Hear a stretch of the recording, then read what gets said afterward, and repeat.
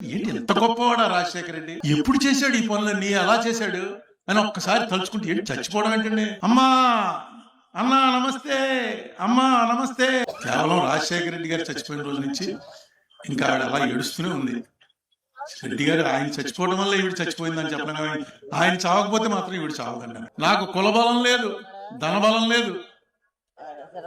నాలాంటి వాడిని రామచంద్రరావు గారు రాజశేఖర రెడ్డి గారు వీళ్ళిద్దరూ కలిసి చిన్నపిల్లాడిని, ఆ చిన్నపిల్లాడు కూడా మంచి చిన్నపిల్లాడు కాదు, అల్లరి పిల్లాడు.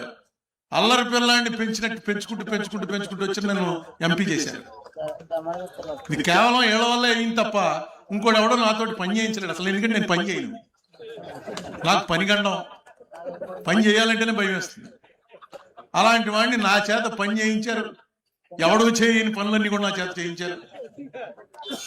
నన్ను ఎంపీని చేశారు, 2 సార్లు ఎంపీని చేశారు. రాజశేఖర రెడ్డి గారు చనిపోకుండా కనుక ఉండుంటే డెఫినెట్ గా నాలాగే ఇంకా చాలా మంది నాలాంటి వాళ్ళు, అంటే ఇప్పుడున్న రాజకీయాల్లో ఫిట్ అవడానికి అవకాశం లేనటువంటి చాలా మందికి చాలా ఉజ్వలమైన భవిష్యత్తు ఉండేది.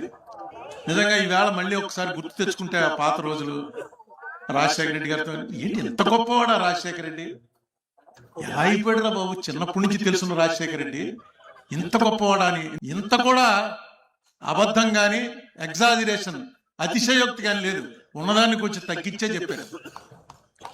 రాజశేఖర రెడ్డి చేసిన పనుల్లో 90% ప్రజెంట్ చేశారు తప్ప 150% ప్రజెంట్ చేయలే.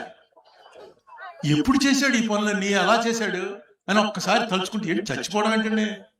చచ్చిపోయారు జనం, రాజశేఖర చచ్చిపోయాడని. నాకు ఆశ్చర్యం వేసింది, ఇలా జరుగుతుందా అసలు? నిజంగా రాజశేఖర రెడ్డి చచ్చిపోయాడన్న వార్త తెలిసి చచ్చిపోతారా ఏంటి? ఎలా జరిగింది అంటుంటే మా కాన్స్టిట్యున్సీలో ఒక ఆవిడ చచ్చిపోయింది ఇదేదో బాగా దొరికింది, అసలు కరెక్ట్ గా జరిగింది ఏంటో తెలుసుకుందాం అని ఎవరికి చెప్పకుండా నేను వెళ్ళాను. వాళ్ళ ఇంటికి వెళ్ళాను.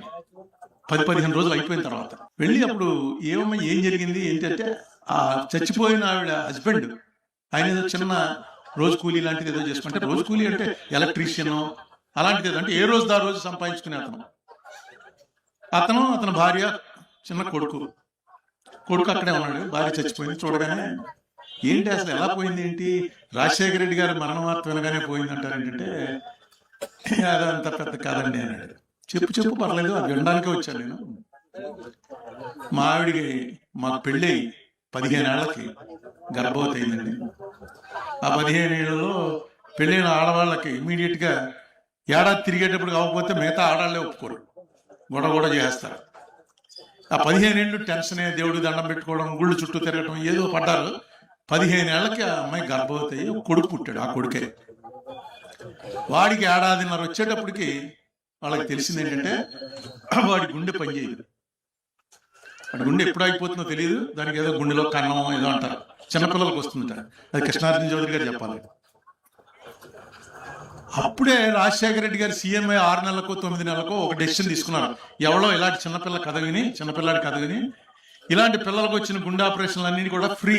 ఇంకా అప్పుడు ఆరోగ్యశ్రీ రాలే, వీళ్ళందరికీ కూడా ఫ్రీగా ఆపరేషన్ చేయండి గవర్నమెంట్ పిలిపోయాను అంటే ఆ కుర్రాన్ని తీసుకెళ్లి ఆపరేషన్ చేశారు. వాడు సంపూర్ణ ఆరోగ్యంలోకి వచ్చాడు 2 ఏళ్లకో 3 ఏళ్లకో. ఈ తల్లి ఈవిడ హార్ట్ పేషెంట్.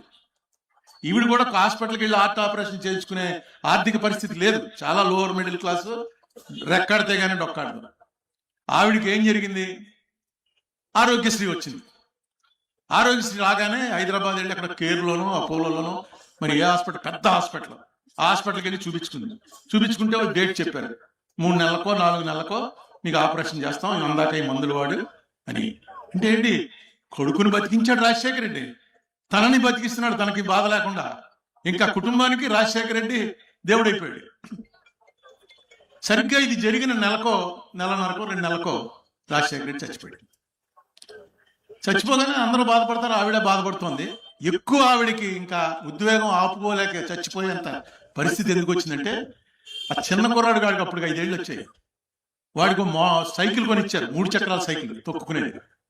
ఆ ఇంట్లోనే, ఆ చిన్న ఇంట్లోనే వాడు ఆ సైకిల్ తొక్కుంటూ టీవీలో చూసింది, అమ్మా అన్నా నమస్తే, అమ్మా నమస్తే అని రాజశేఖర రెడ్డి గారు చచ్చిపోయినప్పుడు అన్ని టీవీల్లో అది ఆఖరి చూపించారు. వీడు కుర్రాడికి ఏం తెలుసు రాజశేఖర రెడ్డి ఎవరో ఏం తెలుసు, ఏదో ఇదే చూపిస్తున్నారు అన్ని టీవీల్లో. వీడు 3 చక్రాల సైకిల్ తొక్కుంటూ వాళ్ళ అమ్మకి నాన్నకి అమ్మ నమస్తే, నాన్న నమస్తే అంటూ తిరుగుతున్నట్ట. వాడిని చూస్తే ఇంక ఈవిడ కంట్రోల్ చేసుకోలేకపోయింది, ఏడ్చి ఏడ్చి ఏడ్చి కంట్రోల్ చేసుకోలేకపోయింది. వాడు ఆగడు, ఇల్లు చిన్నది, కాసేపట్లో మళ్ళీ సైకిల్ దొక్కుతాడు, మళ్ళీ ఇదే మాట అంటాడు. దాంతో రాత్రి కష్టం అయిపోయిందండి. హాస్పిటల్ తీసుకెళ్ళాం, తెల్లారి పోయింది. ఆపరేషన్ ఇంకొక 15-20 రోజులు ఆపరేషన్ జరిగితే ఏమవుతుందో తెలియదు, కానీ అనుకోకుండా సడన్ గా అది ఏమైందో తెలియదు, కానీ హాస్పిటల్ కూడా తీసుకెళ్ళానండి. రాత్రి ఉంచారు, పొద్దున్న చెప్పారండి బతకలేదు, చచ్చిపోయారు. కేవలం రాజశేఖర రెడ్డి గారు చచ్చిపోయిన రోజు నుంచి ఇంకా ఆవిడ అలా ఏడుస్తూనే ఉంది. రెడ్డి గారు ఆయన చచ్చిపోవడం వల్ల ఈవిడ చచ్చిపోయిందని చెప్పడం, కానీ ఆయన చావకపోతే మాత్రం ఈవిడ చావదండి. ఏదైనా అలాంటి మనిషి గురించి ఒకసారి మళ్ళీ జ్ఞాపకం తెచ్చుకునే అవకాశం ఇచ్చారు మల్లాడి కృష్ణారావు గారికి కృతజ్ఞతలు.